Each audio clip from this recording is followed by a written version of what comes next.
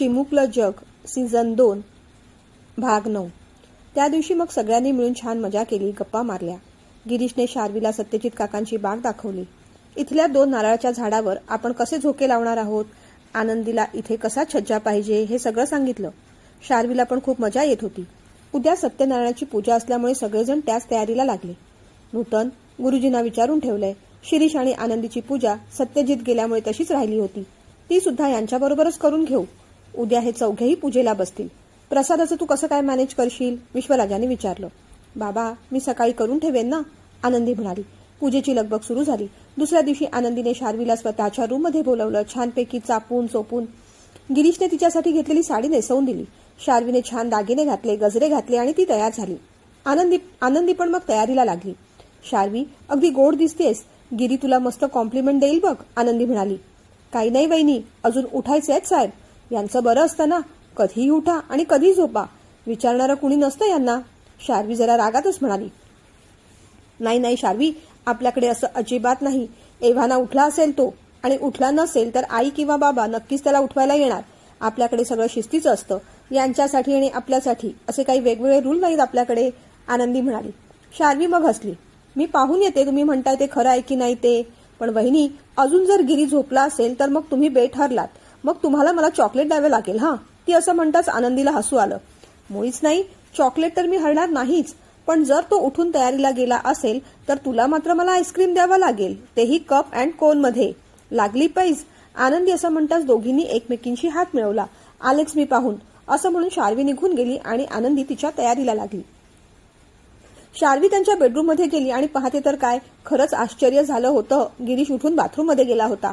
चला, आनंदी वहिनीशी पैज हरले तर मग मी, ती जरा मोठ्यानेच म्हणाली। शार्वी, अगं मला जरा टॉवेल दे ना, बघ तो बेडवर ठेवलाय, गिरीशने आतूनच म्हटलं। अरे, असा कसा विसरलास, आज देते, पण उद्यापासून तुझी ही सेवा मी नाही करणार, उघड दरवाजा, असं म्हणत तिने त्याच्या हातात टॉवेल दिला। टॉवेल मागायचा फक्त बहाणा होता। गिरीशने तिला चटकन आत ओढलं आणि घट्ट मिठीत धरलं। ती आरडाओरडा करू नये म्हणून चटकन तिच्या तोंडावर सुद्धा हात धरला। वरून शॉवरचं पाणी पडतच होतं, त्याने डोळे घट्ट बंद केले होते। शार्वी, मस्त वाटतंय ना, आपल्या रूम मध्ये मी मुद्दामूनच शॉवर लावून घेतला होता। आज मला त्या माझ्या डिसिजनचा खूप अभिमान वाटतोय। अजूनही त्याने तिला घट्ट मिठीत पकडलं होतं। अरे काय लावलेस गिरी, नॉनसेन्स सारखा वागू नकोस, वैतागतच ती ओरडली। तिने त्याला ढकललं। ती इतकी चिडली होती की गिरीशचे पण डोळे खाडकन उघडले। असं वाटतं की तुझा गळा दाबावा, आणि मग तिला रडायलाच आलं। अरे काय हे, मी साडी नेसून छान तयार झाले होते, दागिने पण घातलेत, गजरे घातलेत, दिसत नाहीये तुला, डोळे दिले त्याचा कधीतरी वापर कर की, ती असं म्हणताच गिरीशला आपली चूक लक्षात आली। आता शार्वी आपल्यावर चांगलीच भडकणार हे लक्षात आल्याने हात जोडूनच तो सॉरी म्हणायला लागला। सॉरी ग, मला वाटलं तुझी तयारी झाली नाही अजून, तुझ्यासारखी आळशी वाटले मी तुला, हो बाजू, असं म्हणून तिने बाथरूमचा दरवाजा उघडला आणि ती बाहेर आली। पाहते तर काय, समोर आनंदी वहिनी उभ्या होत्या। तिला अशी ओलेती पाहून आनंदीचे डोळे एकदम मोठे झाले, चेहऱ्यावर लाली पसरली। कसे बसे आपले हसू दाबत ती म्हणाली, शार्वी हे काय, शार्वीला लाज वाटली। आनंदीने भुवयांनीच विचारलं, काय झालं, शार्वीने डोळ्यांनी इशारा केला, गिरीशने केलं असं। तोपर्यंत अंग वगैरे कोरडं करून गिरीश मस्तपैकी तयार होऊन बाहेर आला होता। आनंदीला पाहून तो पण घाबरला। गिरी, काय रे, घरात आई बाबा आहेत, मोठा दादा वहिनी आहेत, धबधब्याखाली पिकनिकला आल्यासारखं काय वागतोस असं, तिने जरा रागानेच विचारलं। सॉरी ग आनंदी, शार्वी सॉरी ग, काय बोलावं त्याला कळलंच नाही। आनंदी हसत राहिली। बरं चला, बाबा बोलवतायत तुम्हाला, अरे गुरुजी पण आलेत बाहेर, पण वहिनी आता कसं करायचं, या मूर्खामुळे बघा मला 2दा आंघोळ घडली। बरं थांब, मी पटकन तुला दुसरी साडी नेसवून देते, गिरी तू बाहेर हो पटकन, तेवढं म्हणेपर्यंत विश्वराज, ए गिरीश, अरे कुठं आहेत तुम्ही, इथपर्यंत पोहोचलेस, अरे गुरुजी कधीच येऊन थांबलेत आणि अजून तुम्ही गप्पाच मारताय। नूतनताई बिचाऱ्या प्रसाद करत होत्या। आता हे कशाला चिडले म्हणून गॅस बंद करून त्याही गिरीशच्या रूम मध्ये आल्या। विश्वराज आणि नूतनताई गिरीश आणि शार्वीकडे पाहतच राहिले। हे काय, गुरुजी आले तरी हिची अजून तयारी नाही, आणि ही अशी ओली का उभी आहे, विश्वराजांनी जरा रागानेच विचारलं। गिरीश घाबरला, त्याने आनंदीकडे पाहिलं। आनंदीताई आता बिचारी काय बोलणार होती, शार्वीने ते डोळे बंद करून घेतले होते। कसं तरी अडखळत मग आनंदीने बोलायला सुरुवात केली। नाही बाबा, तिची तयारी झाली होती, पण त्याचं काय झालं, विश्वराजाने विचारलं। नूतनताईंना मात्र सगळ्या गोष्टी लक्षात आल्या होत्या। रागानेच त्या गिरीशकडे पाहत होत्या।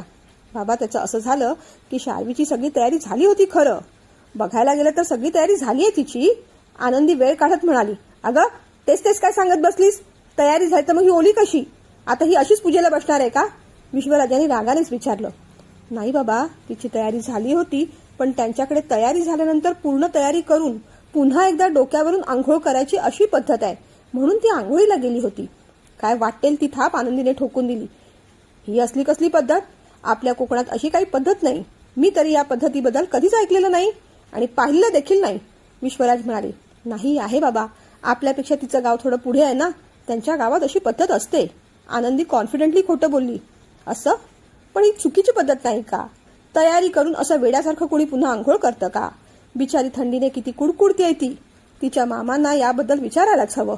ही असली विचित्र पद्धत बंद करायलाच हवी. विश्वराज म्हणाले, नको नको बाबा, अहो लग्नानंतर दुसऱ्या दिवशी एकदाच अशी तयारी करून आंघोळ करायची पद्धत आहे, रोज रोज नाही काही. त्यामुळे उगीच पूर्वापार चालत आलेली पद्धत आपण स्वतःहून कशाला बंद करायची ना? जाऊ देत, नका विचारू मामांना, त्यांनाही फार वाईट वाटेल ना. आनंदी सभ्यपणे म्हणाली. विश्वराजांना तिचं म्हणणं पटलं असावं. बरं बरं, आता बघा काय करायचं ते, लवकर तयारी करा, चला लवकर, गुरुजी बाहेर आलेत, असं म्हणत विश्वराज बाहेर निघून गेले. तिघांनी सुटकेचा निश्वास टाकला. पण नूतनताई मात्र पुढे झाल्या. आनंदी, बरंच खोटं बोलायला लागलीयस ना तू. ह्यांना जर हे कळलं ना तर मग काही खरं नाही तुझं. आनंदीचा चेहरा कावरा बावरा झाला. सॉरी आई, तिने कान पकडले. पुन्हा नाही होणार असं. तिने क्षमा सुद्धा मागून टाकली. नूतनताईंनी मग रागानेच गिरीशकडे पाहिलं. गिरीश, कधी कसं काय वागावं अक्कलच नाही तुला, बेअक्कल नुसता. या आता लवकर बाहेर. आनंदी, आज वाचवलंस ग तुम्हाला, गिरीश म्हणाला. अरे पण हे असले प्रोग्राम करायचे होते तर निदान दरवाजा तरी आतून लावून घ्यायचा ना, हळू आवाजात ती म्हणाली. सांग हिला, हे थोडे अनुभवाचे बोल सांग हिला. अजिबात अक्कल नाही हिला. बेडरूमचा दरवाजा असाच उघडा ठेवून इकडे तिकडे बागडत असते, मूर्ख कुठली. गिरीश शार्वीवर वैतागला तशी ती आणखीन भडकली. ए, जास्त नाटक करू नकोस ना गिरीश, लगेच बाबांना बाहेर जाऊन खरं काय ते सांगून टाकेन मी. शार्वी असं म्हणताच आनंदीला हसू आलं. अरे बाबांनो, चला आता लवकर तयारीला लागायला हवं. गिरी, आता तू आमच्या रूममध्ये जाऊन तयारी करून घे, मी इथे शार्वीला तयार करेन, जा लवकर, आनंदी म्हणाली. गिरीशने मग पूजेला घालायचे आपले कपडे उचलले आणि तो रूमच्या बाहेर पडला आणि म्हणाला, आजच्या अंदुगिरीबद्दल खूप खूप थँक्यू हा आनंदी. ती हसली. जेवढा होईल तितक्या लवकर शार्वीची तिने तयारी केली आणि दोघी मग बाहेर पडल्या. पूजा छान पार पडली. संध्याकाळी सगळ्यांनी थोडा आराम केला. रात्री मात्र यांच्या गप्पांना फारच ऊत आला. शार्वी आणि आनंदी दोघे अंगणात बसून गप्पा मारत होत्या. शार्वी, कसं वाटतंय आता? आणि आमचं गाव आवडलं की नाही तुला? आनंदीने विचारलं. सगळंच खूप भारी वाटतंय वहिनी, हे सगळं आपल्यासोबत घडतंय यावर विश्वासच बसत नाहीये माझा. खूप मजा पण येते. असं वाटतं हे दिवस संपूच नये, अजून महिना दीड महिना गावीच राहावं. शार्वी असं म्हणताच आनंदीला हसू आलं. तसं आपण राहिलो असतो तरी चाललं असतं ग, पण तुमच्या ऑफिसचं काय करणार? तुमचे इमिजिएट बॉस चिडतील ना. असाही एक नंबर चिडखोर स्वभाव आहे यांचा. त्यातल्या त्यात आनंदीने आपलं दुःख सांगून टाकलं. खरं सांगू बहिणी, शिरीष दादांचा घरी दादा म्हणून आणि ऑफिसमध्ये बॉस म्हणून असा कधी अनुभव आलाच नाही हो मला. माझ्याशी ते नेहमीच प्रेमाने वागले आहेत. खरं तर ऑफिसमध्ये जेव्हा गिरी म्हणायचा की दादा सुद्धा स्ट्रिक्ट आहे, यावर माझा विश्वासच बसत नव्हता. माझं आणि गिरीशचं भांडण झालं होतं तेव्हा दादांनी मला किती छान समजावलं होतं. फारच जास्त केअरिंग आहेत ते, समजूतदार सुद्धा, म्हणून तर ऑफिसमध्ये मला जराही भीती वाटत नाही. आता एवढा आराम केलाय ना, ऑफिसमध्ये जाऊन काम करायला सुद्धा कंटाळा येईल मला. पण वहिनी, इथून गेल्यानंतर तुम्ही काय करणार? तुम्ही काहीतरी जॉब करणार असं म्हणत होतात ना, तिने विचारलं. हो ना, घरी बसून राहू नकोस असं बाबा आणि हे दोघेही म्हणतात. मलाही घरी बसून तसा कंटाळाच येईल ग. आता तर तुमचं लग्न झालं, पुढच्या आठवड्यात आपलं रिसेप्शन होईल, मग त्यानंतर जॉब करावाच लागेल. एकीकडे प्रयत्न चालू आहेत, पुढच्या आठवड्यात इथे इंटरव्ह्यूला पण जायचंय. पण खरं सांगू शार्वी, मला खूप भीती वाटते ग, आनंदी म्हणाली. भीती? इंटरव्ह्यूची? शार्वीने विचारलं. ओव्हरऑल सगळ्याच गोष्टींची. म्हणजे गावी सगळं वेगळं होतं ग. मी ज्या कॉलेजमध्ये शिकले त्याच कॉलेजमध्ये मला जॉब मिळाला. सगळे लोक ओळखीचे होते, त्यामुळे फार त्रास झाला नाही. पण इथे मुंबईत ना फार दबल्यासारखं वाटतं. असं वाटतं आपल्याला इंटरव्ह्यू द्यायला जमेल ना, आपला कॉन्फिडन्स तर डगमगणार नाही ना, इंग्लिशमध्ये पटापट बोलता येईल ना, ऑफिसमध्ये सगळ्यांशी जुळवून घेता येईल ना, मी जे शिकवते त्यावर माझा विश्वास आहे. पण या बाकीच्या सगळ्या गोष्टींचं मला फार टेन्शन येतं, आनंदी म्हणाली. मग तर ते टेन्शन माझ्यावर सोडा बहिणी. मी तुमचा कसा मेक ओव्हर करते ते पहा. आपण इथून गेलो ना की आपण पार्लरमध्ये जाऊ. तुम्ही छान हेअर कट करून घ्या, थोडं ड्रेसिंग सेन्स बदलूया आपण. इंग्लिशची प्रॅक्टिस काय आतापासूनच सुरू करू. इंटरव्ह्यूला काय काय प्रश्न विचारतात, कशा पद्धतीने उत्तरं द्यायची, सगळं सांगेन मी तुम्हाला. मी तुमची इतकी छान तयारी करून घेईन ना की पाहतच राहा. दुसरं कुणाला तिथे ठेवताच येणार नाही त्यांना. शार्वी असं म्हणताच आनंदीने तिला मिठी मारली. खरं शार्वी, हे सगळं असं शक्य होईल? ऑफकोर्स वहिनी, का नाही होणार? तू करशील मला मदत? आनंदीने विचारलं. मग आमच्या आनंदी बहिणीसाठी काय पण. आपण आजपासूनच या सगळ्या गोष्टींची प्रॅक्टिस करायला सुरुवात करू. शार्वीने मग सरळ डायरी पेन घेतलं. इंटरव्ह्यूला कशा पद्धतीचे प्रश्न विचारतात ते लिहून काढले. त्याची उत्तरं कशी द्यायची असतात ते सुद्धा लिहून दिलं. वहिनी, ही उत्तरं तुम्ही 2-3 वेळेस वाचा. अगदी साध्या सोप्या इंग्लिशमध्ये बोलायचा प्रयत्न करा. अहो, तुम्हाला तुमच्या कामाचा एक्सपिरियन्स आहे, तेव्हा तुमच्या कंटेंटबद्दल फार प्रश्न विचारणार नाहीत ते. फक्त फॅमिलीबद्दल, तुमच्या आवडीनिवडीबद्दल, गोल्सबद्दल प्रश्न विचारले जातील. आपण त्याचीच तयारी करायला हवी. मग आनंदीने पण अगदी मनावर घेतलं आणि तयारीची सुरुवात केली. बाबा म्हणाले तसे एकमेकात स्पर्धा नको, सहकार्य असावं, अशा तत्वाने दोघी वागू लागल्या. बरं वहिनी, मी ना माझ्या बॅगेत पत्ते आणलेत. आज रात्री आपण चौघांनी खेळायचे का? शार्वीने विचारलं तशी आनंदी दचकली. पत्ते? नको ग बाई, आई बाबांना आवडतील की नाही माहीत नाही, आणि शिवाय आजच पूजा झालीये ना, नको नको, अजिबात नको. आनंदी म्हणाली. अहो, असं काय करता वहिनी? आपण जुगार थोडीच खेळतोय, थोडं एंटरटेनमेंट करतोय, मजा करतोय, आणि हे असे दिवस पुन्हा यायचे नाहीत. एकदा का मुंबईला गेलो ना की आपण सगळेच कामात बिझी होऊन जाऊ, मग तिथे अशी मजा करायला नाही हो मिळणार. हे पहा, जेवण झालं की आई बाबा झोपायला जातील आणि मग तुम्ही आमच्या रूममध्ये या, आपण तिथे पत्ते खेळू. दादांशी पण बोलून ठेवा हं. ओके. आनंदीला खरं तर पत्ते खेळायची खूप इच्छा होती. ती आणि तिचे बाबा केव्हा तरी रमीचा डाव टाकायचे, पण इथे तसं चालेल का काय माहीत. आईना विचारून घ्यायला हवं, म्हणजे मग टेन्शन नाही. असंही आज जेवणाचं काही खास करायचं नव्हतंच. आनंदी आणि शार्वीने सगळ्यांना जेवण वाढलं. आवराआवर करताना आनंदीने नूतनताईंकडे हळूच विषय काढला. आई, एक विचारायचं होतं हो. आनंदी म्हणाली. बोल ना. आई, आज रात्री आम्ही चौघं गिरीशच्या रूममध्ये पत्ते खेळलो तर चालेल का? म्हणजे बाबा काही बोलणार नाहीत ना? तिने भीत विचारलं. नूतनताई थोड्या विचारात पडल्या. खेळा ग, काय नाही बोलायचे ते, आणि काही बोलले तर आहे ना मी, बिंदास खेळा. थँक्यू आई, असं म्हणत आनंदी हसली आणि ती आनंदाची गोष्ट शार्वीला सांगायला गेली. रात्री शिरीष म्हणाला. चला बाबा, गुड नाईट. तुम्ही लवकर झोपून घ्या, दमला असाल ना तुम्ही. खरं तर आई बाबांना लवकर झोपायला पाठवायची त्या चौघांना घाई झाली होती, म्हणून शिरीष असं म्हणत होता. अरे, एवढ्या लवकर कुठे? उलट आता आपण गप्पा मारायला बसूया. विश्वराजांना आज गप्पा मारायचा मूड आला. अहो नको बाबा, उगीच जागरण वगैरे झालं तर ऍसिडिटी वाढते तुमची, आणि मग ऍसिडिटी वाढली ना की तुमचा बीपी पण वाढतो. तुम्ही जा झोपायला. गिरीश त्यांना हात धरून उठवू लागला. अरे, असं काही होत नाही रे, आणि आता संध्याकाळीच आराम केलाय मी, मला नाही झोप येते. अहो, असं कसं बाबा, तुम्ही झोपायलाच हवं. शिरीष वैतागत म्हणाला. अरे, अहो असं कसं बाबा, तुम्ही झोपायलाच हवं. शिरीष वैतागत म्हणाला. अरे, काय जबरदस्ती आहे तुमची? नाही झोपायचंय मला इथेच बसायचंय. तुम्हाला झोपायचं तर जा तुम्ही तुमच्या खोलीत, मी कुठे अडवलंय तुम्हाला? विश्वराज असं म्हणताच मुलांनी मग नूतनताईंकडे पाहिलं. अहो, मी काय म्हणते, चला आपण आपल्या गप्पा मारूया आपल्या रूममध्ये जाऊन. मी पण तेच म्हणतोय ना नूतन, गप्पा मारूया, पण आपल्या रूममध्ये कशाला? सगळ्यांसोबत गप्पा मारू. तूही बस इथे. नूतनताईंनी मग कपाळाला हात लावला. आनंदी, तूही बस ग, आपण गप्पा मारूया. विश्वराज असं म्हणताच आनंदी मग त्यांच्या समोर निमूटपणे बसली. शार्वी, तुला आमंत्रण द्यायला हवं का? तूही बस. आणि तुम्ही दोघं झोपायला गेलात तरी चालेल, निघा. शिरीष आणि गिरीशकडे पाहून ते म्हणाले. ते दोघं एकमेकांकडे पाहू लागले. बरं मला सांगा, आता तुमचं लग्न झालं, दोघींची पूजा सुद्धा झाली, परवा आपण इथून निघू. मग पुढे 4 दिवस तुम्हाला मोकळे आहेत, फिरायला वेळ आहे. तुम्हाला फिरायला कुठे जायचंय मला सांगा हं, मी अरेंजमेंट करून देईन तुम्हाला. बाबा, आम्हाला खरं तर मॉरिशसला जायचं होतं, तुम्ही फक्त 4 दिवसाची सुट्टी देता, कसं जाणार आम्ही? शिरीष वैतागत म्हणाला. तुला विचारलंय का शिरीष? मी त्या दोघींना विचारतोय. तू निघ झोपायला. आनंदी, शार्वी, 4-5 दिवसात जाता येईल असं कोणतं ठिकाण तुमच्या मनात आहे? कुठे फिरायला जायचंय तुम्हाला?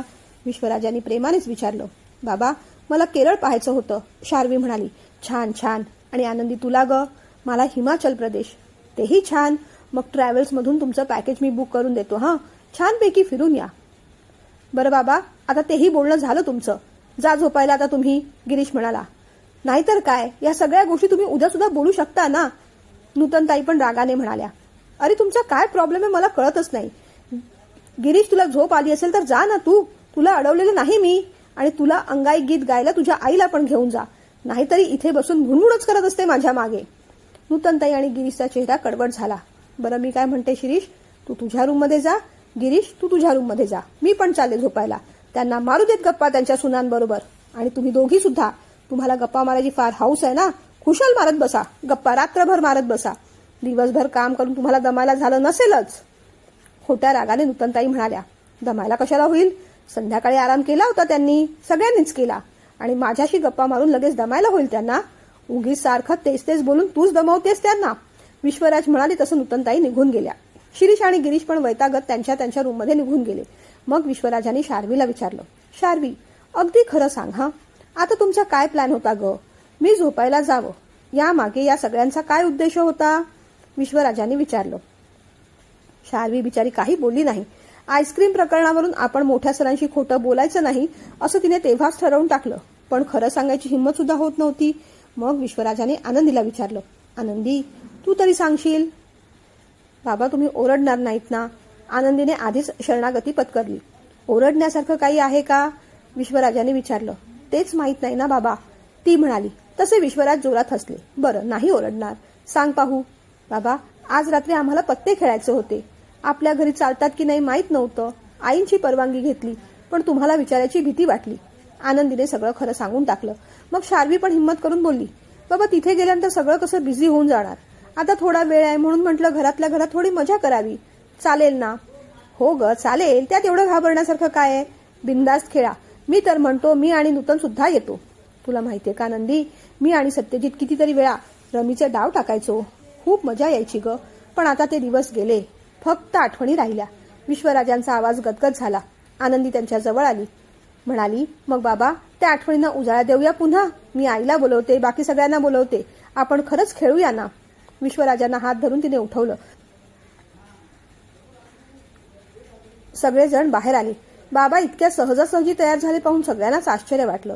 शार्वीने आपले पत्ते बाहेर काढले. बरं आता आपण 6 जण आहोत. मेंढीकोट खेळता यायचा नाही. मी एक छान गेम सांगते, आपण तो खेळूया. गेमचं नाव आहे डॉंकी. ते असं म्हणतात सगळ्यांना एकदम हसू आलं. मी सगळ्यांना पानं वाटणार. प्रत्येक वेळेस मी रेडी म्हटलं की प्रत्येकाने आपल्या हातातल्या 4 पानांपैकी जे पान आपल्याला नकोय, म्हणजे ज्याची जोडी बनत नाही ते पान पुढे पास करायचं. एखाद्याची 2-2 पानांची जोडी झाली की त्याने पटकन खाली ठेवून द्यायचं. त्याने खाली ठेवलं हे दुसऱ्याने पाहिलं की मग इतरांनी पण ठेवून द्यायचं. सगळ्यात शेवटी ज्याच्या हातात पानं उरतील तो हरला, म्हणजे त्याच्यावर डॉंकी मधला डी चढला.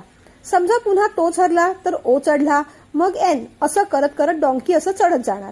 ज्याच्यावर आधी हे सगळे अल्फाबेट चढणार तो हरला. इन शॉर्ट तो डॉंकी झाला. सगळ्यांना बहुतेक गेम कळला आणि मग खेळायला सुरुवात झाली.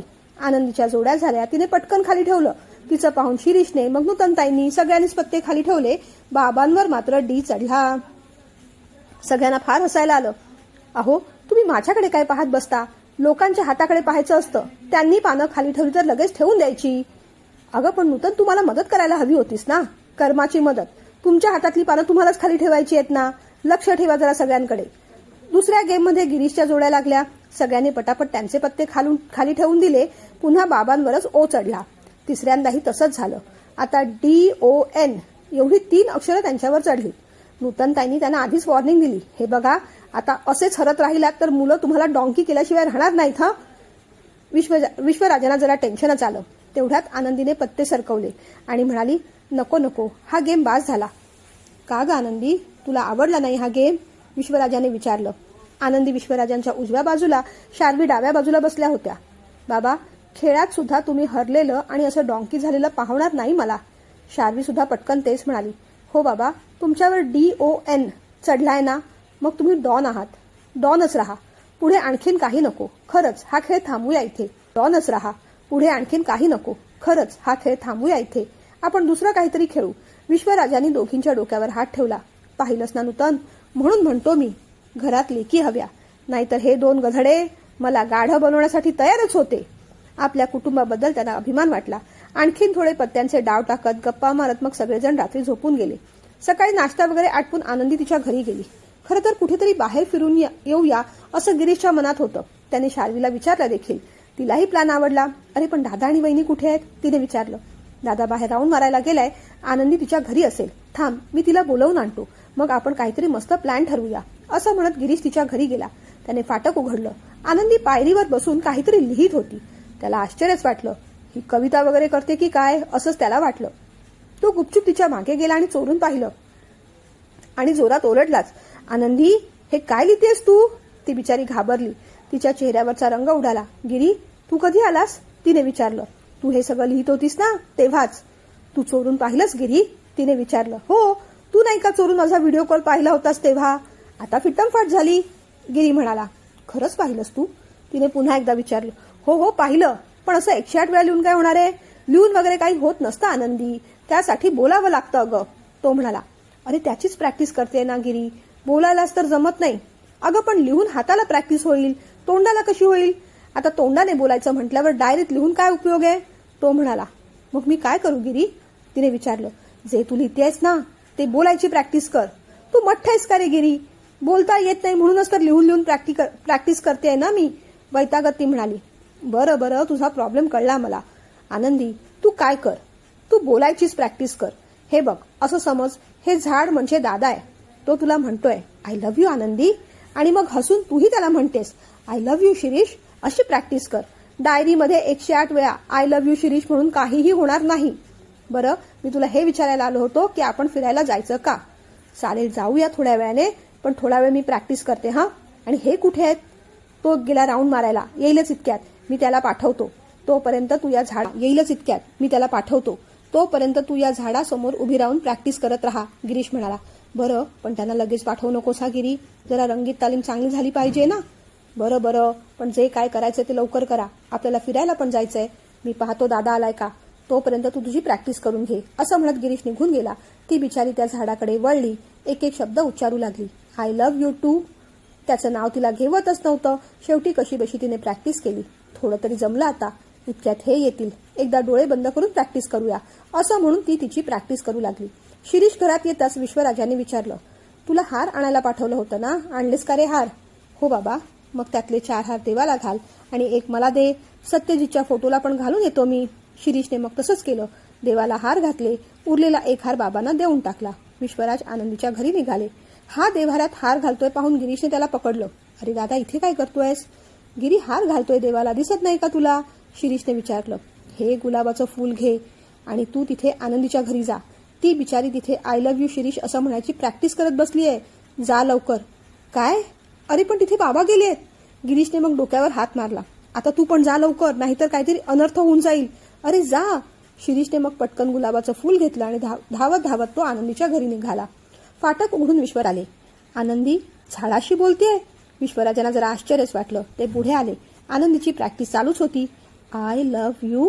ती एवढं म्हणेपर्यंत विश्वराजाने विचारलं. काय ग आनंदी, झाडाला काय म्हणतेस? ती बिचारी घाबरली. तिने डोळे उघडले. बाबा, तुम्ही? हो, मला बघून एवढं गचकायला काय झालं? आणि तू झाडाशी काय बोलत बसलीयस? झाडाला आय लव्ह यू म्हणत होतीस? त्यांनी विचारलं. मी नाही बाबा, ते झाडच मला सारखं सारखं आय लव्ह यू म्हणतंय. घाबरत घाबरत ती पटकन बोलून गेली. विश्वराजांच्या भुवया ताणल्या. अलीकडे ना तुम्ही सगळेच फार विचित्र वागू लागले आहात. जाऊ देत, मी सत्यजितच्या फोटोला हार घालायला आलो होतो. मी करतो माझं काम. तुम्हाला जे जमतंय ते तुम्ही तुमची कामं करत राहा. ते एवढं म्हणेपर्यंत शिरीष तिथे फूल घेऊन पोहोचला. विश्वराजाने त्याच्याकडे पाहिलं. त्याच्या हातातलं गुलाबाचं फूल त्यांना दिसलं. आनंदीचा झाडाबरोबर चाललेला वार्तालाप त्यांनी पाहिलाच होता. तुच्छतेने त्या दोघांकडे त्यांनी एक नजर टाकली आणि ते आत घरात गेले. अहो, खूपच मूर्खपणा केला मी. हो, समजलं मला. पण तू काय म्हणत होतीस त्या झाडाला? अहो, त्या झाडाला मी म्हटलं I love you too Shirish असं. ती असं म्हणताच त्याला एकदम हसायला आलं. चला, झाडाच्या निमित्ताने का होईना एकदाचं म्हटलंस तू. दोघेही झाडाच्या पारावर बसले. त्याने तिच्या खांद्यावर हात ठेवला आणि गुलाबाचं फूल दिलं. आय लव्ह यू आनंदी. बाहेर पडणाऱ्या विश्वराजाने घसा खाकरला. आपण काहीच पाहिलं नाही अशा आविर्भावातच ते बाहेर पडले. जाता जाता एवढं मात्र म्हणाले, झाडांवर प्रेम करा रे, झाडा खाली नको. आता काय बोलायचं यांना, यांची झाडं सुद्धा यांच्यासारखीच विचित्र वागू लागली आहेत. आनंदी आणि शिरीष एकमेकांकडे पाहून हसत राहिले. दुसऱ्या दिवशी कुठेतरी फिरून येऊया असा प्लॅन ठरला. सगळेजण टेकडीवर गेले. सुंदर अशी टेकडी पाहून शार्वीला खूप आनंद झाला. गिरीश फोटोग्राफीमध्ये रमला होता. शार्वी ते सगळं निसर्ग सौंदर्य पाहत होती. आनंदी नूतनताईंबरोबर आणि विश्वराजांबरोबर गप्पा मारत होती. शार्वी सनसेट पाहत होती. शिरीष तिच्या बाजूला येऊन बसला. शार्वी, सनसेट आवडतो तुला? त्याने विचारलं. हो दादा, खूप आवडतो. बरं शार्वी, मला सांग, इथे सगळं नीट जमतंय ना तुला? तुझ्या डोक्यात जी काही टेन्शन्स होती ती सगळी गेली ना? सगळी भीती गेली ना? ऍडजस्ट व्हायला काही त्रास होत नाहीये ना? काहीही वाटलं तर मोकळेपणाने बोलत जा हं, शिरीष म्हणाला. हो दादा, सगळं छान वाटतंय. तेवढी भीती नाही वाटत. कधी कधी बाबांची थोडी वाटते, पण ठीक आहे, करीन मॅनेज. शार्वी म्हणाली तसं तो हसला. बाबांची भीती पण अगदी काही दिवसातच संपूर्णपणे निघून जाईल तुझ्या मनातून, शिरीष म्हणाला. कशी काय, तिने विचारलं. 2-4दा त्यांचा ओरडा खाल्ला ना की मग सवय होऊन जाते. तेवढी भीती नाही वाटणार तुला. तो असं म्हणताच तिला एकदम हसू आलं. तोही हसला. नूतन, आता लगेच आपल्याला गावी येता यायचं नाही परत. जी काही आवरावर आहे ती आत्ताच नीट करून ठेवा, विश्वराज म्हणाले. संध्याकाळी ते सगळेजण बाहेरच जेवून आले. उद्या पुन्हा मुंबईला जायचं थोडं वाईट वाटत होतं, पण आता सगळं रुटीनमध्ये येणं सुद्धा जरुरी होतं. संध्याकाळी आनंदी तिच्या घरी गेली. थोडा वेळ बाबांच्या फोटोपाशी बसली. त्यांच्या आठवणीने मन कातर झालं. शिरीष सुद्धा तिच्याबरोबर तिथेच बसला. त्याच्या खांद्यावर डोकं ठेवून बाबांच्या आठवणीने तिला रडू फुटलं. आनंदी, आता काका असते तर त्यांना किती आनंद झाला असता नाही. ती काही बोली नाही. आनंदी, आपल्या लग्नाला आता इतके दिवस झाले. एक गोष्ट खरं सांगशील का गं, त्याने विचारलं. कोणती हो? माझ्याशी लग्न करून चूक केली असं आता वाटत नाही ना तुला, त्याने विचारलं. नाही हो, उलट तुमच्यापेक्षा जास्त सांभाळणार दुसरं कोणी भेटलंही नसतं मला. तुम्ही फार प्रेमळ आहात, पण मी तुला त्रास देतो ना कधी कधी, शिरीष म्हणाला. मग काय झालं, टॉम अँड जेरीमध्ये चालतं तेवढं. मी नाही का लगेच तुम्हाला झणझणीत चिमट्याची शिक्षा देते, ती म्हणाली. तू नक्की खुश आहेस ना माझ्याबरोबर, त्याने पुन्हा एकदा विचारलं. अगदी अगदी खुश आहे. तुम्ही फक्त माझेच आहात आणि मी तुमची.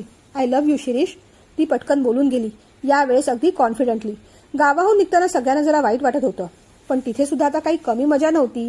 रिसेप्शन होणार होतं, त्यानंतर मात्र सगळेजण खूप बिझी होणार होते. आनंदीचा इंटरव्ह्यू, गिरीश आणि शार्वी, शिरीष सगळ्यांनाच ऑफिसला जॉईन व्हायचं होतं. मुंबईला गेल्या गेल्या रिसेप्शनची तयारी जोरदार सुरू झाली. नूतनताईंनी त्या दोघींना विचारलं, तुम्ही दोघी रिसेप्शनला काय घालणार? शार्वी तर म्हणाली, आई मला लेहंगा घालायचा आहे. नूतनताईंना जरा आश्चर्यच वाटलं. अगं पण अलीकडे रिसेप्शन वगैरे म्हटलं तर ते 1 पीस वगैरे घालतात ना गं, छान तसा घोळदार चकमकीत असलेला फ्रॉक, नूतनताईंनी विचारलं. हो घालतात ना, पण गिरीला मी लेहंगा घातलेला हवाय. मला त्याच्यासाठी लेहंगाच घालायचा आहे, ती जरा लाजत लाजत म्हणाली. तसं नूतनताईंनी तिचा गाल खेचला. आई ग, किती गोड, घाल हो, आपण उद्याच घ्यायला जाऊ. आणि आनंदी, तुझंही तेच आहे का, नूतनताईंनी विचारलं. नाही आई, माझं जरा वेगळं आहे. तू काय साडी नेसणार आहेस? तसं असेल तर मग थोडी जरा वर्क वगैरे केलेली साडी घेऊया हा आपण, त्या म्हणाल्या. नाही आई, मी साडी नेसणार नाही, ती म्हणाली. अगं मग काय करणार? मी 1 पीस घालणार आहे, लॉंग, तुम्ही म्हणालात ना तसा घेरदार घोळदार वर्क केलेला. नूतनताई आश्चर्याने तिच्याकडे पाहत राहिल्या. शिरीषची आयडिया आहे. हे बघ आनंदी, तो तुला फोर्स करत असेल तर सांग मला. मागे हे काय म्हणाले होते माहितीये ना तुला? महाबळेश्वरच्या ट्रिपची आठवण करून देत त्या म्हणाल्या. आई, त्यांची पसंती आहे, पण यावेळेस त्यांच्या पसंतीत माझी सुद्धा पसंती मिसळली आहे. जे काही घेईन ना ते आपल्या घरातले संस्कार संस्कृतीच्या मर्यादा सांभाळूनच घेईन, आनंदी म्हणाली. त्यात तर मला अजिबात शंकाच नाही ग. तुम्ही दोघीही खूप गोड आणि समजूतदार आहात. बरं, मी यांच्याशी बोलते, मग उद्या आपण शॉपिंगला जाऊ. रिसेप्शन जोरदार झालं. दोघी अगदी सुंदर दिसत होत्या. ऑफिसचा स्टाफ, नातेवाईक, शेजारी पाजेरी सगळेजण कौतुक करत होते. विश्वराज आणि नूतनताई आपल्या दोन्ही गोड मुलांना आणि सुनांना पाहून अगदी भारावून गेले होते. रिसेप्शनला शार्वीचे मामा मामी सुद्धा आले. मागचं सगळं काही विसरून नूतनताई आणि विश्वराजांनी त्यांचं चांगलं स्वागत केलं. पण म्हणतात ना, कुत्र्याचं शेपूट पाकडच असतं. बोलता बोलता आनंदीला ठसका लागला. गिरीशने त्याच्या बाजूची बॉटल पुढे केली. तेवढ्यात त्या म्हणाल्या, अजूनही गिरीमिरी चाललेला आहेच का? गिरीश काही बोलणार त्याआधीच आनंदी म्हणाली, मामी, तुम्हाला मी पहिलं आणि शेवटचं सांगते, यानंतर अशा भाषेत आमच्या नात्याविषयी कधीही काहीही बोलायचं नाही. आमचं नातं अगदी पवित्र, निखळ भावा बहिणीसारखं आहे, मैत्रीचं आहे. तुमच्या कोणत्याही शंकेला एक्सप्लेनेशन द्यायला आम्ही बांधील नाहीच.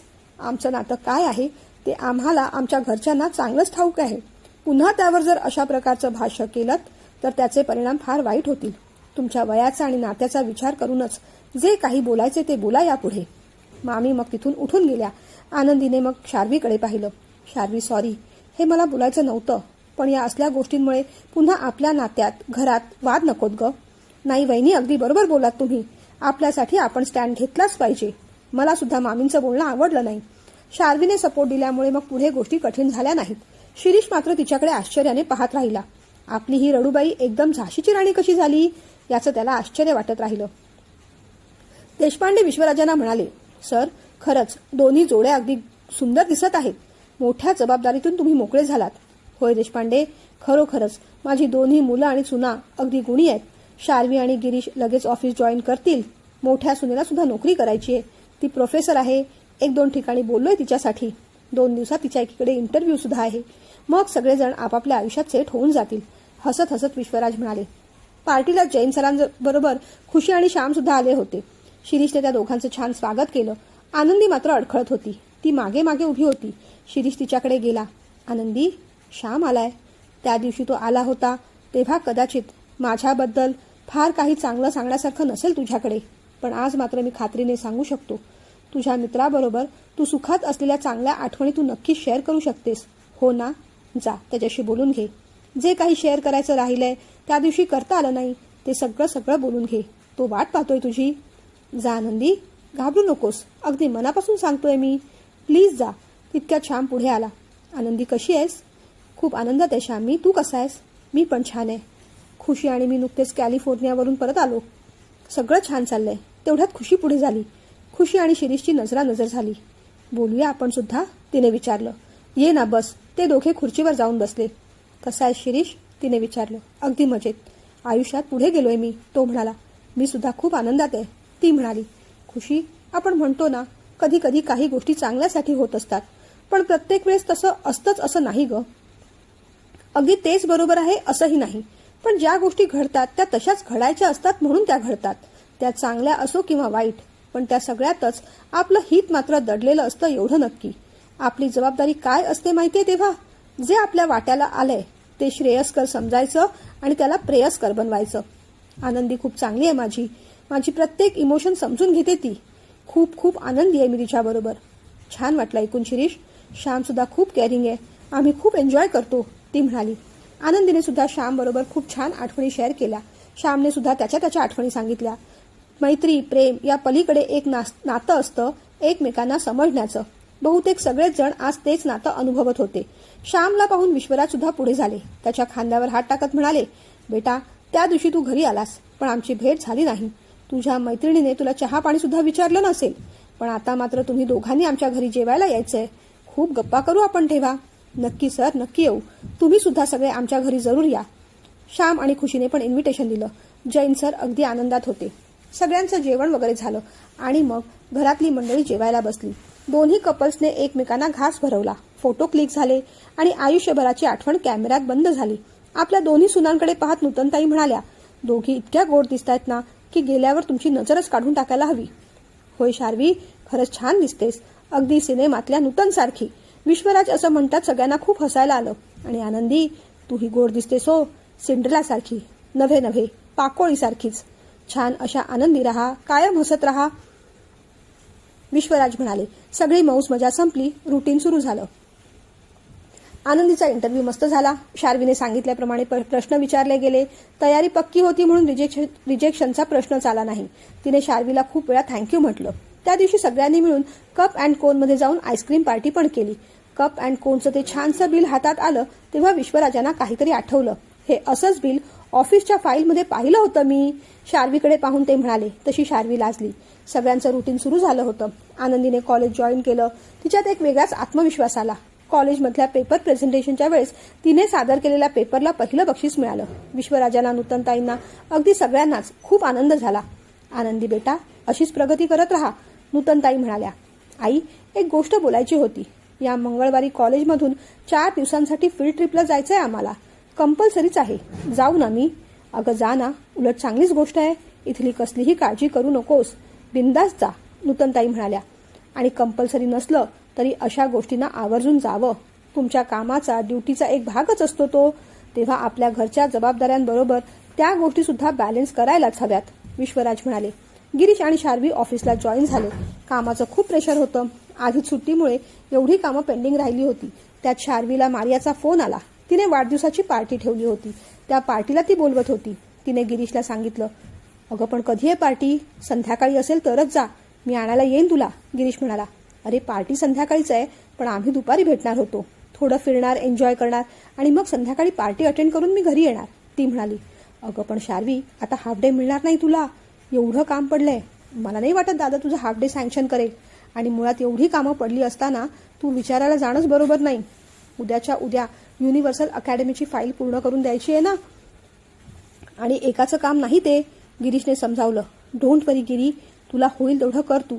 मी संध्याकाळी घरी जाऊन पूर्ण करेन ते काम. उद्या सकाळी ती फाईल पूर्ण करून देईन मी. तू फक्त माझा लॅपटॉप घरी ने. मी शिरीष दादांना सांगते तसं. तरीही मला थोडी रिस्क वाटते हां.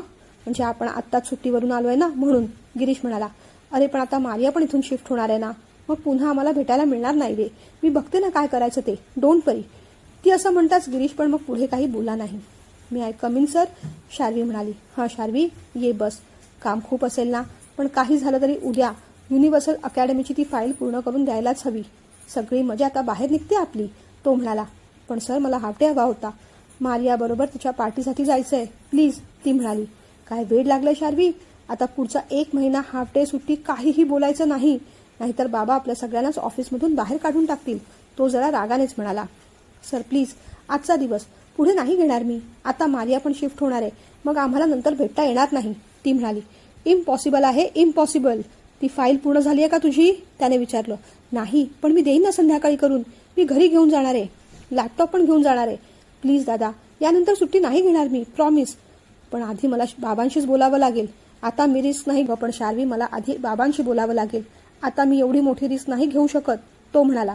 बरं, अगदी हाफ डे नको, 2:30 वाजता जाते, तोपर्यंत अर्ध काम पण पूर्ण होईल आणि उरलेलं काम मी घरी करेन. आता तरी द्या. बाबांकडे गेलो ना तर ते नाहीच म्हणणार. प्लीज दादा. हे बघ शार्वी, 2 तासाचं कन्सेशन मी सँक्शन करतोय, पण काहीही झालं तरी उद्या सकाळपर्यंत ती फाईल मला पूर्ण करून हवीच आहे. संध्याकाळी विश्वराज बिझी होते तेव्हा ऑफिसमध्ये शार्वी नाही हे काही त्यांच्या लक्षात आलं नाही, पण निघताना मात्र त्याने गाडीत शिरीषला विचारलंच. काय रे, आज शार्वी कुठे आहे? गिरीश भीत म्हणाला. ती थोडी लवकर गेली आहे, तिच्या मैत्रिणीची बर्थडे पार्टी होती ना म्हणून. मला सांगितलं नाही, त्याने शिरीषकडे पाहत विचारलं. त्याचं काय झालं बाबा, हाफ डे नको होता तिला, थोडाच वेळ लवकर गेली ना, तुम्ही मीटिंगमध्ये पण बिझी होतात म्हणून नाही सांगितलं. बरं, मग संध्याकाळी ती स्वतःहून येणार की तुला आणायला जावं लागेल? काय रे गिरीश, विश्वराजाने विचारलं. उशीर झाला तर जाईन मी, तो म्हणाला. पुढे विश्वराज काही बोलले नाहीत, पण त्यांच्या आठ्या दुपटीने वाढल्या. संध्याकाळी घरी आले तेव्हा नूतनताईंचा हात फ्रोझन शोल्डर झाल्यामुळे दुखत होता. आनंदी कॉलेजमधून नुकतीच आली होती. तिने सगळ्यांना चहा पाणी दिलं. गिरीशने आधीच तिला किचनमध्ये जाऊन सांगितलं होतं की शार्वी मारियाच्या बर्थडे पार्टीला गेली आहे तेव्हा तिला लेट होईल, त्यामुळे तिच्याबद्दल तिने काही विचारलं नाही. आई, आज तुम्ही सुद्धा आराम करा, किचनमध्ये तर अजिबात येऊ नका, मी करते सगळं. आनंदी जेवणाला लागली आणि नेमकं भाजी चिरताना तिचं बोट कापलं. ती पटकन बेडरूममध्ये आली, बँडेज शोधू लागली. काय ग, काय झालं? अहो बोट कापलंय. दाखव बघू, शिरीषने पाहिलं. अगं बरंच लागलंय, बरंच रक्त जातंय. हळद भरून देऊ का, त्याने विचारलं. नको नको, सध्या बँडेजच द्या, हळदीने फार चुरचुरत हो. अगं पण फार लागलंय, बँडेज लावून काय होणार आहे, कसं काम करणार? चल, मी पण करतो तुला मदत. अहो तुम्हाला पण तुमचं काम आहे ना, असू देत, शार्वी येईल इतक्यात, ती म्हणाली. आज तिला बहुतेक जमणार नाही. आज ती ऑफिसमधून लवकर गेली होती तेव्हा तिचं एक महत्त्वाचं काम ऑलरेडी पेंडिंग राहिलंय. गिरीने मदत केली असेल तिला, पण पुढचं काम तिलाच करावं लागणार आहे. लॅपटॉप घरी घेऊन आलाय तो, आज बहुतेक रात्रभर बसून ती इथेच काम करेल. काहीही झालं तरी उद्या सकाळी तिला ती फाईल पूर्ण करून द्यायचीच आहे, त्यामुळे आज ती किचनमध्ये येईल असं मला तरी वाटत नाही. बघा ना, आणि नेमकं आज माझं बोट कापलं. बिचाऱ्या आईंचा पण हात दुखतोय, त्यांना तर अजिबात सांगू नका हं. बरं चल, बघू काय करता येईल ते. शिरीष आणि आनंदी दोघे किचनमध्ये आले. शिरीषने भाजी कापायला घेतली. विश्वराज पाणी प्यायला म्हणून किचनमध्ये आले आणि पाहतात तर हे दोघं जण काम करतायत. काय रे, तू आज किचनमध्ये कसा? तो काही बोलला नाही. काय गा आनंदी, हा किचनमध्ये का, त्याने विचारलं. बाबा, जरा बोटाला लागलं होतं ना, म्हणून ते मदत करायला आले. अहो पण ठीक आहे, मी जा, तुम्ही आता, तुम्ही तुमचं काम करा, मुद्दामूनच आनंदी शिरीषला म्हणाली. नाही, तो मदत करतोय हा मुद्दा नाही. मुद्दा हा आहे की शार्वी कुठे आहे, ती अजून आली नाही का पार्टीहून? आली आहे बाबा, ती थोडी दमली असेल ना, येईल ती इतक्यात, शिरीष म्हणाला. आता सगळं शार्वीवर शेकायला नको म्हणून आनंदीने पण तिची साईड घेतली. अहो तुम्ही जा ना, मी करते सगळं, आणि शार्वी पण येईलच इतक्यात. शिरीष मग गुपचूप बाहेर गेला. अर्धा पाऊण तास झाला तरी शार्वी काही किचनमध्ये आलीच नाही. आनंदी दुखऱ्या हाताने कसं बसं काम ओढत होती. विश्वराज त्यांच्या बेडरूममध्ये गेले. नूतनताईंना म्हटलं, नूतन, आनंदीचं बोट कापलंय, तिला काम करायला होत नाहीये म्हणून शिरीष तिला मदत करत होता, पण त्यालाही त्याचं काम आहे, एक ऑनलाईन मीटिंगची तयारी करतोय तो आज, असं म्हणताच नूतनताई उठल्या. अहो अगोदर नाही का सांगायचं, मी गेले असते मदतीला. अगं पण तुला पण बरं नाहीये ना. मी काय म्हणतो, जरा शार्वी काय करते ते पाहून ये, तिला सांग थोडी मदत करायला, ते म्हणाले. नूतनताई मग गिरीशच्या बेडरूममध्ये गेल्या. गिरीश आणि शार्वी दोघेही काम करत होते. शार्वी, अगं आनंदीचं बोट कापलंय आणि माझा हात फार दुखतोय, जरा जाऊन मदत कर ना. ते ऐकताच शार्वीचा चेहरा पडला. आई, अहो आज ना मला खूप महत्त्वाचं काम करायचं आहे. आज जर मी मदत करायला गेले ना तर रात्रभर जागून सुद्धा हे काम माझ्याच्याने होणार नाही हो पूर्ण. आणि काहीही झालं तरी उद्याच्या उद्या मला ही फाईल द्यायचीच आहे. शार्वी टेन्शनमध्ये आहे पाहून मग नूतनताई म्हणाल्या, बरं राहू देत, तू तुझं काम कर, मी पाहते काय करायचं ते. नूतनताई मग किचनमध्ये गेल्या. आनंदी नको नको म्हणत असताना त्यांनी होईल तशी आनंदीला मदत केली. शिरीषने सुद्धा आपली मीटिंग संपवली आणि तोही ताट पाणी घ्यायला आला. अजूनही शार्वी आणि गिरीश त्यांच्या बेडरूममध्ये ऑफिसच काम करत होते. आनंदी त्यांना जेवायला बोलवायला गेली. बहिणी, आज आम्ही बेडरूममध्ये जेवलो तर चालेल का? खूपच काम आहे. नाही, नको शार्वी, असं नको. आई बाबांना आवडणार नाही ते. आपण जेवून घेऊ आणि पुन्हा कामाला लागू. थोडा ब्रेक घेतल्यानंतर आपल्याला पण फ्रेश वाटेल, गिरीश म्हणाला. दोघेही मग जेवायला आले. शार्वी फार कोणाशी बोलत नव्हती. ती निमूटपणे जेवायला बसली. आनंदी सगळ्यांना वाढत होती. शार्वी, विश्वराजांनी हाक मारल्यावर सगळेजण पाहायला लागले. पार्टीहून किती वाजता आलीस तू? काय बाबा? तिने भीत विचारलं. पार्टीहून किती वाजता आलीस तू? 7 वाजता. आणि मग त्यानंतर तू काय करत होतीस? ती बिचारी गोंधळली. तिने आधी गिरीशकडे पाहिलं, मग शिरीषकडे आणि मग आनंदीकडे. काहीतरी विचारतोय ग मी. कामच करत होते बाबा. कसलं काम? ती पुन्हा शांत झाली. विश्वराजाने पुन्हा विचारलं, कसलं काम? ऑफिसचं काम घरी करत होतीस का? ऑफिसमध्ये पूर्ण झालं नाही ते? त्यांनी विचारलं. शार्वीचा चेहरा आता गोरामोरा झाला. ऑफिसचं काम घरी आणल्यावर घरचं काम कधी करणार तू? नूतनला बरं नाही. आनंदीचं बोट कापलंय. शिरीषने त्याला जमेल तशी मदत केली. अगदी मीही चहा पाण्याची भांडी विसरून ठेवली. का? तुला काम करता यावं म्हणून. पण मुळात अशी वेळच का आली? तुला तुझ्या जबाबदाऱ्या कळत नाहीत? तुला पार्टीला जायचं होतं तर ऑफिसचं काम 2 दिवस अगोदर पूर्ण करायला हवं होतंस तू. आणि जर ते जमलं नाही तर पार्टी सोडून द्यायला हवी होतीस. एरवी काहीच प्रश्न नव्हता. आज आनंदी आणि नूतन दोघींनाही बरं नाही, तरी तू खुशाल तुझं काम घेऊन बसली आहेस.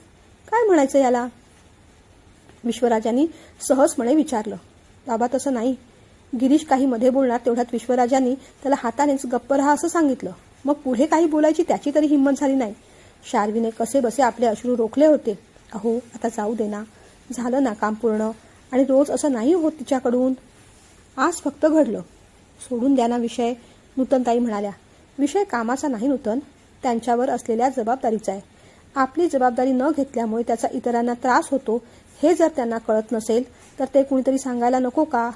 तेच करतोय मी. खरं तर परखडपणे तू बोलायला हवं होतंस, पण तू काहीच बोलत नाहीस त्यांना, विश्वराज म्हणाले. शार्वी, तू हुशार आहेस. जे काम पूर्ण करायला इतरांना 2 दिवस लागतील ते तू एका दिवसात करशील. तुझ्याकडे तेवढं ज्ञान आहे. पण नुसतं ज्ञान असून उपयोगाचं नसतं.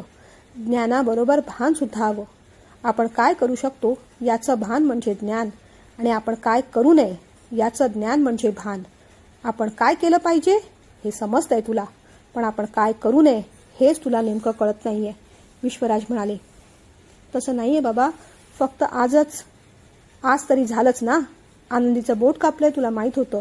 नूतनचा हात दुखतोय हेही तुला माहितीये. शिरीषला ऑनलाईन मीटिंग आहे हे सुद्धा तुला माहीत होतं. मग आपली जबाबदारी त्यांच्यावर ढकलू नये हे कळत असून देखील तुला त्याचं भान राहिलं नाही. तुझ्या चुकांचं सगळ्यांसमोर उदात्तीकरण करायचं नाही मला, पण पुन्हा असं होता कामा नये हा. शार्वीला तेवढंही बोलणं सहन झालं नाही. जेवणावरून ती उठू लागली.